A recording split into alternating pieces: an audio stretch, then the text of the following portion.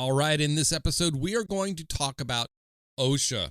I know it's a dry topic, but hear me out. With all the news recently, when it was announced that OSHA may possibly be pushing out an emergency temporary standard, or ETS, that mandates companies that have more than 100 employees will be required to have those employees get the COVID vaccine or conduct weekly testing. What's the process that OSHA has to go through to initiate that ETS?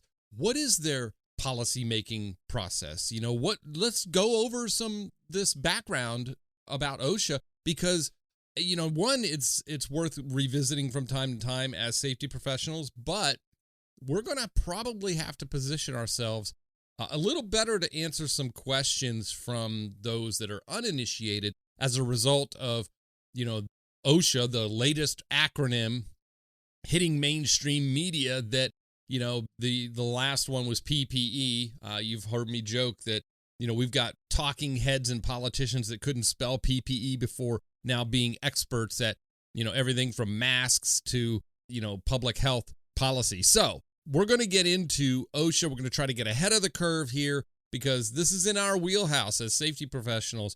Let's make sure that we're positioned to have good, constructive conversations about the process by which OSHA follows to create new standards. Let's get into it in this episode.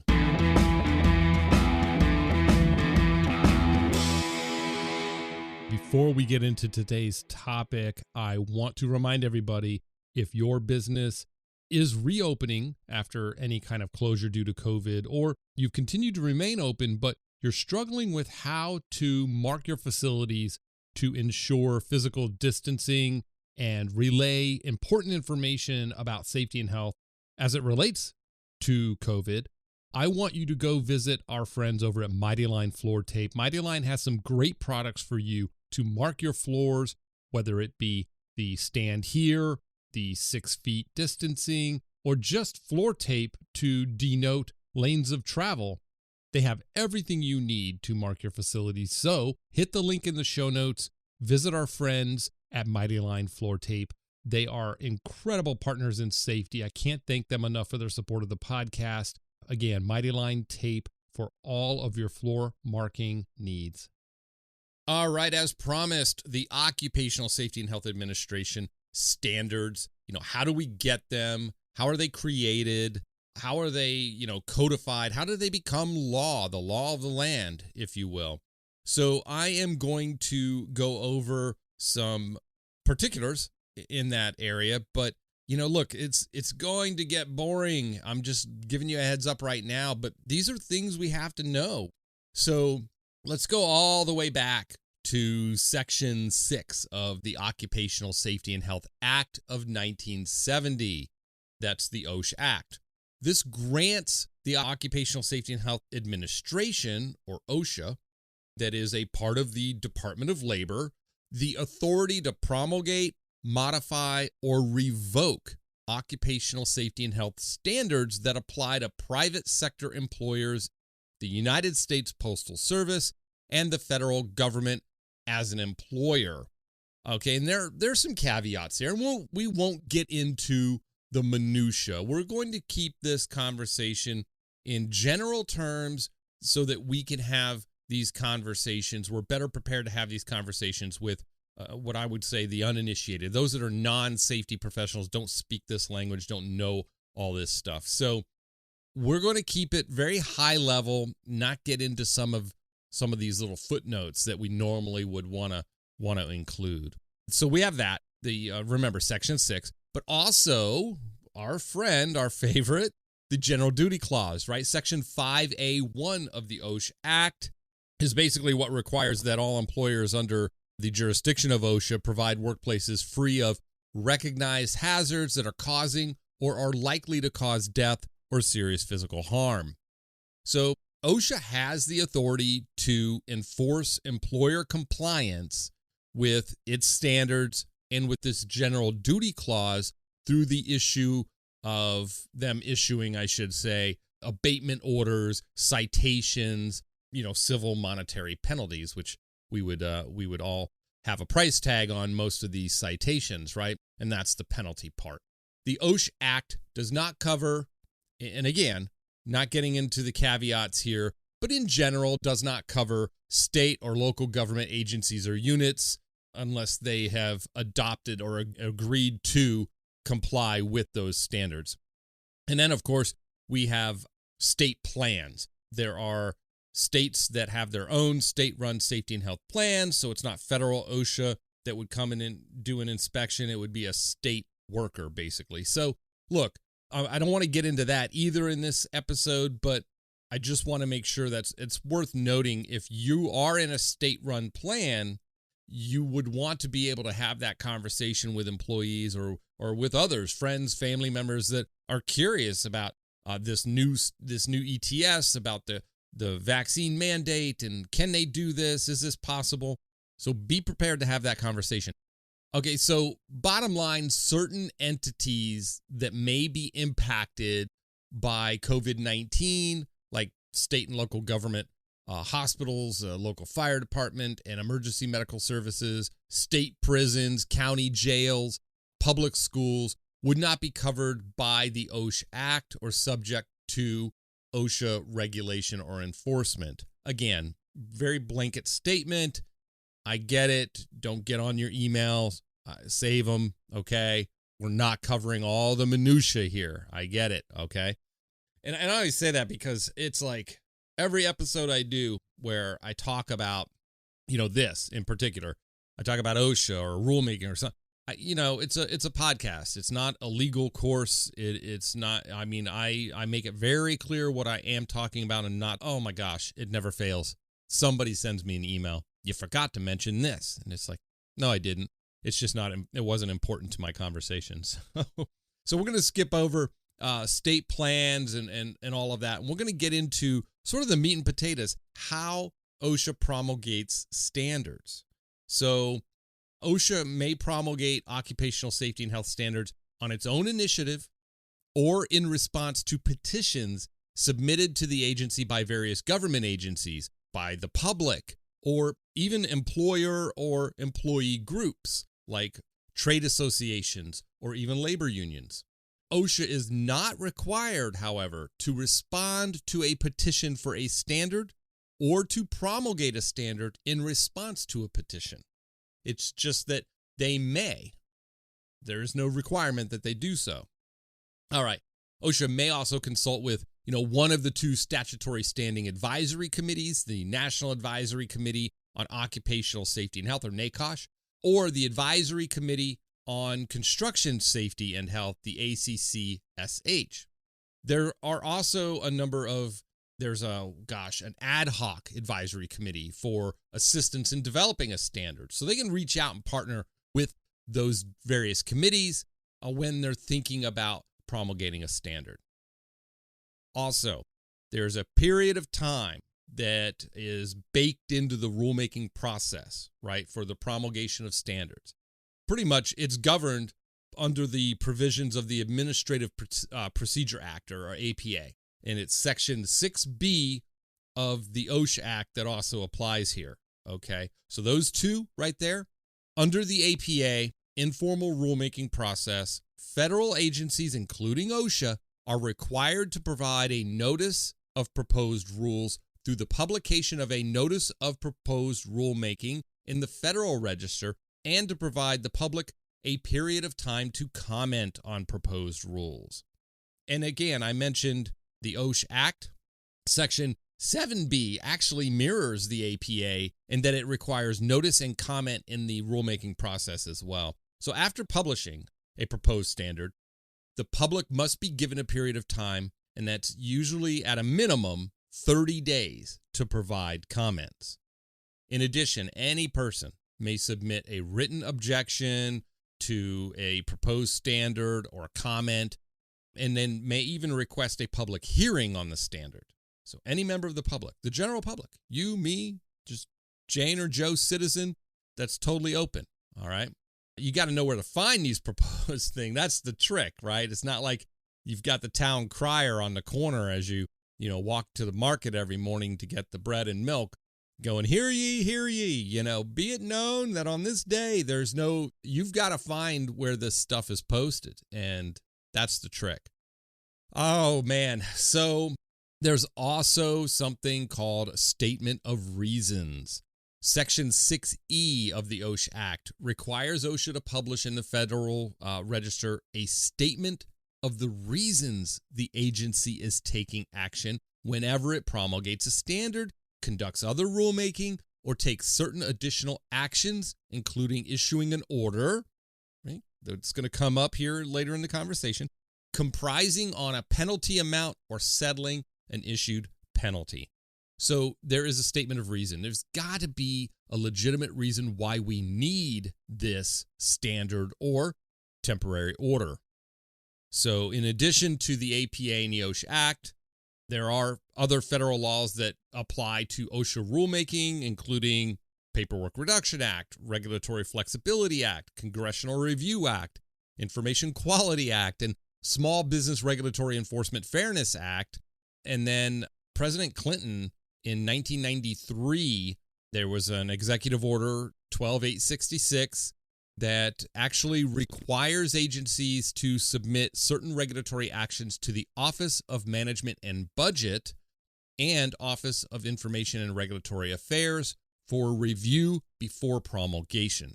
So there are a bunch of hoops that you have to jump through, right? If you're OSHA and you want to just promulgate a standard, you just want to make a new standard. It isn't that they just decree something to be so, put it in the rule book, and then all of a sudden you're in. It's a lengthy process, okay? A lot of red tape. We're talking about a government agency here. So the rulemaking timeline, okay, it's important to talk about this one. The OSHA rulemaking for new standards has historically been a relatively time-consuming process. In 2012, at the request of Congress, the Government Accountability Office reviewed 59 significant OSHA standards promulgated between 1981, after the Paperwork Reduction Act and Regulatory Flexibility Act, and 2010. So for those standards, OSHA's average time between beginning formal consideration of the standard, either through publishing a request for information or an advanced notice of a proposed rulemaking in the Federal Register, or even just placing the rulemaking on its semi-annual regulatory agenda, which is where we see a lot of this stuff, and promulgation of the standard was 93 months. So that's 7 years and 9 months. Okay? That's the average time. Okay? 7 years, 9 months. So once the notice of proposed rulemaking was published for those 59 standards, the average time until promulgation of the standard was 39 months. 3 years, 3 months. It's insane, right? The amount of time it takes. So that's why when the general public is like, why can't OSHA just say you have to do this? How come OSHA can't, write a rule for this?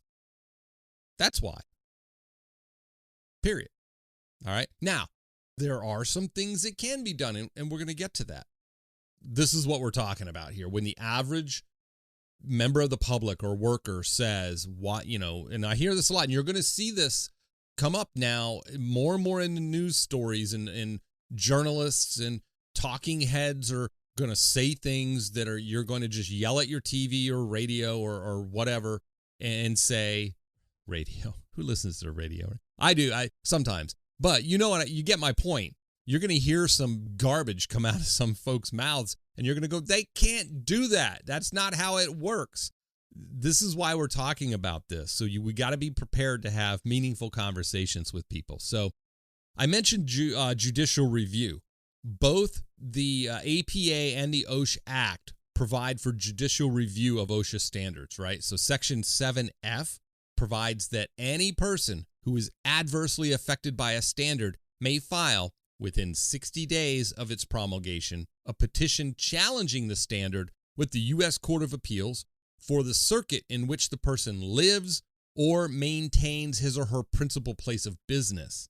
A petition for judicial review does not automatically stay the implementation or enforcement of the standard.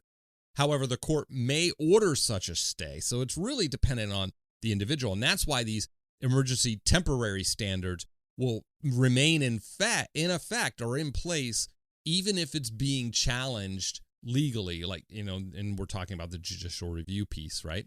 So OSHA estimates that post-promulgation activities, including judicial reviews, can take between 4 and 12 months after the standard is promulgated. So keep that in mind when folks say, they're going to issue this ETS and it's just going to get challenged in court. You think about, well, which court, which district, which judicial review is going to go first, and do you think that that judge or the result of that review will be, look, because of the impact, we will issue a stay until we get more information and we suss this out? Or do you think it's more likely that they will say, well, because of the potential impact of public health, for COVID vaccines, by the way, is what I'm referring to, this ETS will remain in effect until we can suss this out, until such time we determine that it shouldn't go forward? I don't know. I think anymore, it just depends on which way the judges, lean. And it's unfortunate that I think people look at that before they look at the law. So, and you can chime in on that one if you want. It's just, it happens on both sides. So it's either one or the other. But that's an example of how you can get an ETS out of OSHA and it would still remain in effect even if it's going through the judicial review period. And remember, anywhere from 4 to 12 months after the standard is promulgated. So, we could be looking at an ETS for the next year if it gets dragged out. Okay. So speaking, I've mentioned emergency temporary standards a couple of times, or ETS. Section 6C of the OSHA Act does provide the authority for OSHA to issue these emergency temporary standards, or ETSs, without having to go through the normal rulemaking process. OSHA may promulgate an ETS without supplying any notice or opportunity for public comment or public hearings. An ETS is immediately effective upon publication in the Federal Register, and upon promulgation of an ETS, OSHA is required to begin the full rulemaking process for a permanent standard, with the ETS serving as the proposed standard for this rulemaking. An ETS is valid until superseded by a permanent standard, which OSHA must promulgate within 6 months of publishing the ETS in the Federal Register. An ETS must include a statement of reasons for the action in the same manner as required for a permanent standard, so you still have to have a reason for it. State plans are required to adopt or adhere to ETSs, although the OSHA Act is not clear on how quickly a state plan must come into compliance with an ETS. So we've got some wiggle room there for state-run plans to delay sort of adopting some of these things, especially if there's proposed, not just judicial review, but lawsuits.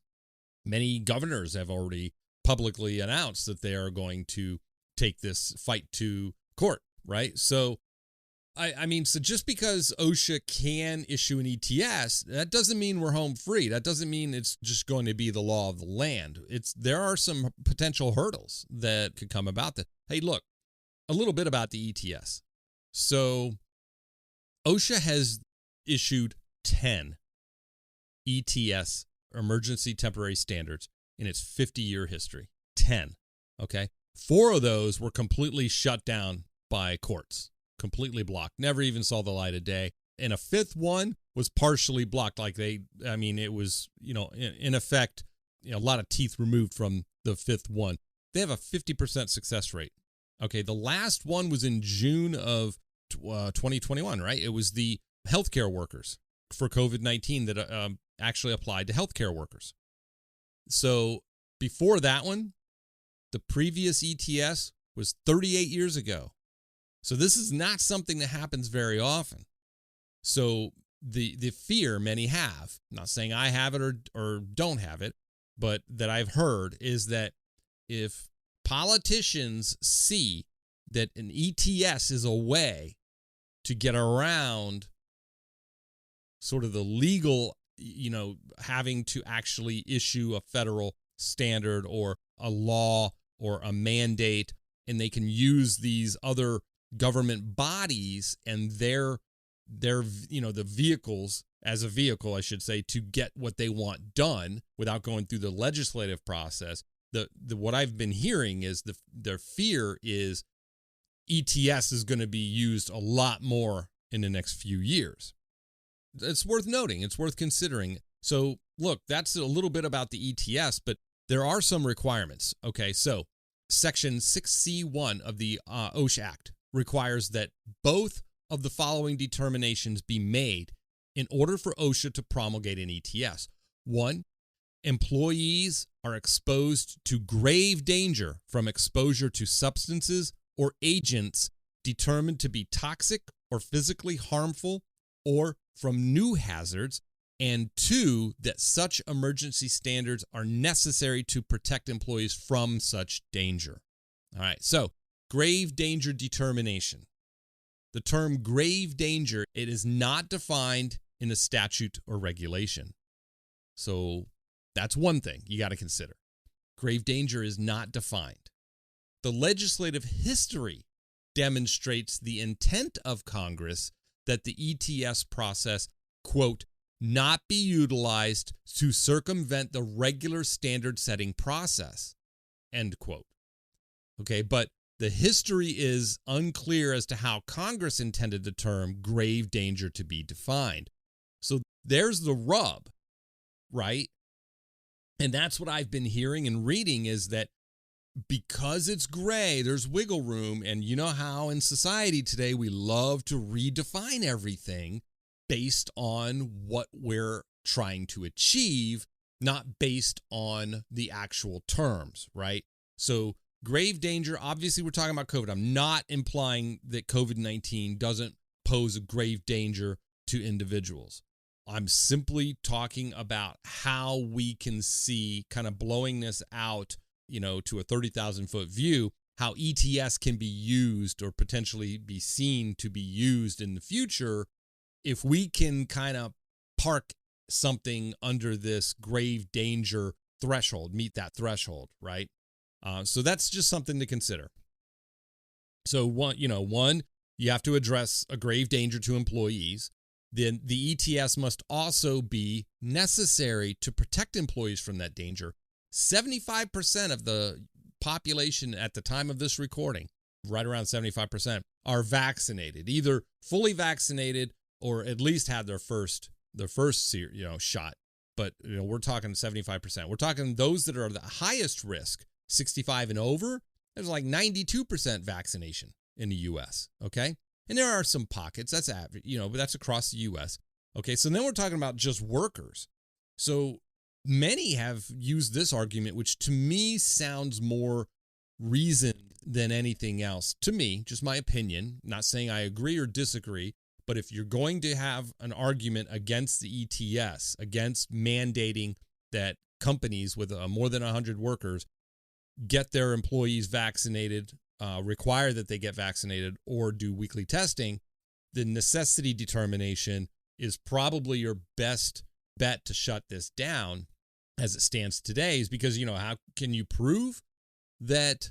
I mean, is this really needed right now? Is this a necessity? I mean, because there are outright, there's an all-out effort to get people vaccinated. And, I don't know. That's where I think we're going to have a discussion or see some real data, stats, numbers as to, is this a grave danger to young workers, to workers in their 30s? What is the fatality rate, the hospitalization rate, all that good stuff. So I think that's probably where you would see a valid argument. You may not agree. You may agree or may not agree. But if you think about it, it has to be necessary to protect employees from that danger.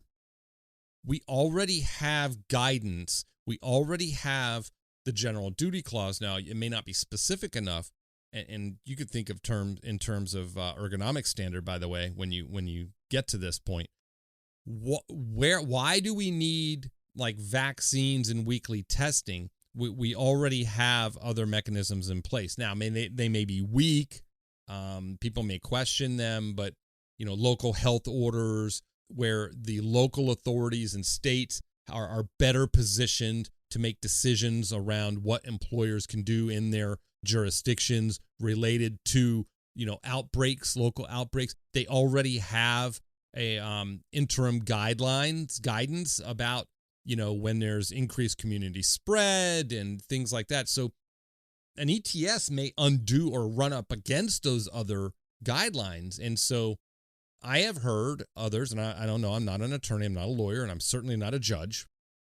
I have heard that many could bring that to a hearing to say, we already have guidance. We already have things that we can do that have been proven to protect employees. But again, OSHA hadn't, that was 1983 was the last ETS before this one for the healthcare industry. That's important. The other challenge with ETS is that it is in effect until it's superseded by a permanent standard promulgated under the normal rulemaking provisions, okay? And the OSHA Act requires OSHA to promulgate a permanent standard within 6 months of the ETS.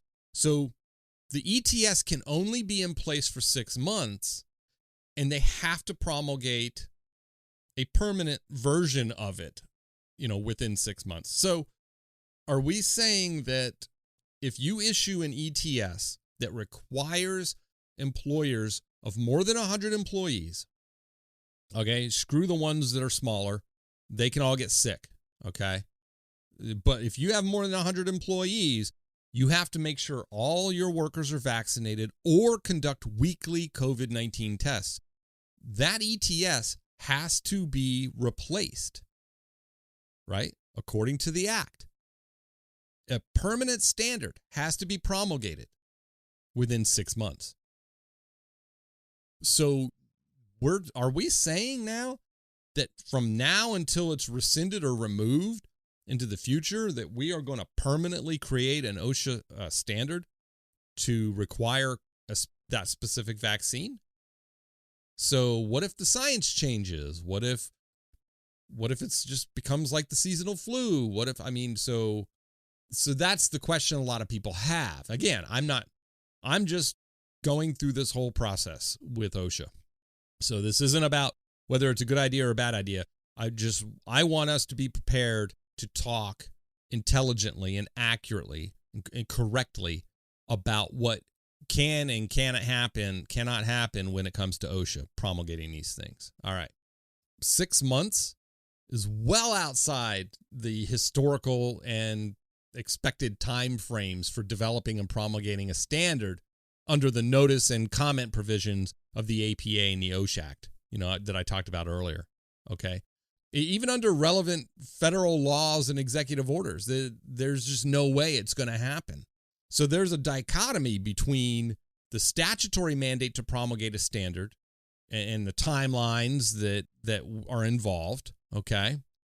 And the ETS, it raises the question of whether or not OSHA could extend an ETS duration without going through the normal rulemaking process. Look, the statute and legislative history doesn't address that issue, that dichotomy, that difference between the two. Can OSHA just keep extending an ETS? So I said earlier, in 10 times, the courts have fully vacated or stayed 4 of them. Again, they partially vacated 1. So of the 5 that weren't challenged, or that were fully or partially upheld, I should say, OSHA did issue a permanent standard either within 6 months required by the statute or within several months of the 6-month period, and always within 1 year of the promulgation of the ETS.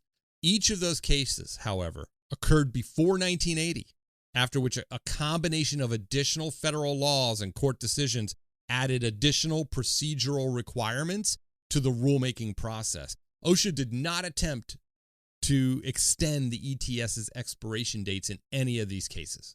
So I wish that we had more clear guidance on whether, how we're going to get past that requirement. Chances are it's going to be a political remedy. Somebody's just going to say, I'm just going to issue a decree from on high that you don't have to follow that little piece of the law, that the ETS can remain into effect as long as there's a public health crisis. And then we get to define the public health crisis, or it's defined by number of cases or case rate per 100,000 employees or something. There's got to be some sort of benchmark for this, okay? All right, so keep that in mind as we go forward, but the only thing we really have to go on is the last ETS. So if you look at the last ETS for healthcare employment, in its justification for a COVID-19 ETS, again, for healthcare employment, OSHA states that, quote, that healthcare employees face a grave danger from the new hazard of workplace exposures to SARS-CoV-2, except under a limited number of situations. Example, a fully vaccinated workforce in a break room. OSHA's determination that COVID-19 meets that grave danger standard required for an ETS rests on evidence and research on the following factors. Keep this in mind, and how they kind of take these factors and apply it to every workplace in general. Okay, chances are they're going to just claim Delta variant blows all this out, right? It's a different animal now with Delta. 1, the health consequences of COVID-19, including mortality and short-term and long-term health consequences from COVID-19, even in cases determined by the CDC to be mild. That was one determination. So now they're saying, how is that grave danger? It's mild, determined to be mild, but they added that. 2, the elevated risk of COVID-19 transmission in the workplace due to common elements of workplaces, such as shared workspaces. And the third one, the risk of COVID-19 transmission in healthcare settings where known or suspected infectious patients are receiving medical treatment. Now, the last one's going out the window when we talk about the regular workplace. So they have 2 things to go on: the health consequences of COVID-19, the mortality and short-term and long-term health. We don't know the long-term health consequences, so they're guessing. So if this gets challenged, and I don't know how the first one didn't or did, maybe it is, but even in cases determined by the CDC to be mild, they're saying that that's grave danger. That's the reason we need this. And the elevated risk of transmission in the workplace due to common elements of workplaces like shared workspaces. Okay, so those are the 2 things that they have to go on historically, because we can look back at that last ETS and say, okay, these are the 3 things they used. Now, the necessity determination, all right, inadequacy of current standards and guidance is what they kind of went with. OSHA states that an ETS is necessary as it is the only means the agency has to control COVID-19 exposure in healthcare workplaces. The agency states that current OSHA standards, such as those covering respiratory protection, PPE, sanitation, HAZCOM, do not provide sufficient protection to healthcare employees exposed to known or suspected infectious persons. OSHA also states that its own guidance, and that provided by other agencies like the CDC, do not provide sufficient protections to employees. As such, guidance is voluntary and not enforceable. OSHA claims that there is a need for a uniform set of requirements for healthcare employers in all states, regardless of whether the state has adopted its own COVID-19 standards. Remember what I said earlier. They claim there's a need for a uniform set of requirements, one standard. Even if the state has adopted its own COVID-19 standards. So now we're talking about like where you could go in and challenge this and say, look, local municipalities and states, because there are hot spots and cold spots and warm zones, that, it's not universal across the U.S. and it's somewhat seasonal, that we can look at the trends and we can look at the local efforts that are yielding results and say they're better positioned to manage this. This OSHA has stated in this last ETS that was not acceptable. We need a uniform set of standards. Okay. So they also assert, OSHA also asserted that the General Duty Clause provides inadequate protection to employees. The General Duty Clause does not contain specific requirements for employers.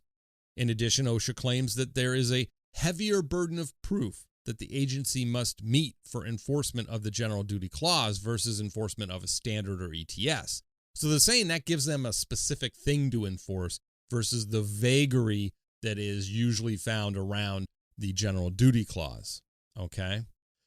So OSHA argued in the preamble to its ETS that the development, availability, and overall success of the COVID-19 vaccines in the United States, listen to this, do not obviate the need for an ETS, but rather serve as evidence of the need for an ETS. OSHA states that it has a statutory responsibility to protect all workers, including those who are unvaccinated, regardless of the reason for those workers' vaccine refusals.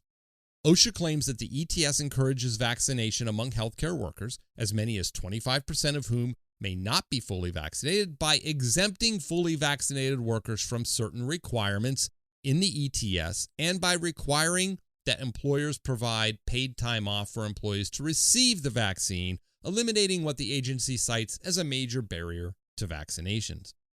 In addition, OSHA asserts that the ETS will provide additional protections to non-vaccinated employees, including those who are unable to be vaccinated due to medical or other reasons, and those with compromised immune systems that may limit the effectiveness of the vaccine. And finally, OSHA states that while more evidence is needed to determine the overall effectiveness and duration of the effectiveness of the vaccines and the impact of new variants of COVID-19 on vaccine effectiveness, the ETS will continue to provide protections to workers regardless of vaccine status or efficacy. All right.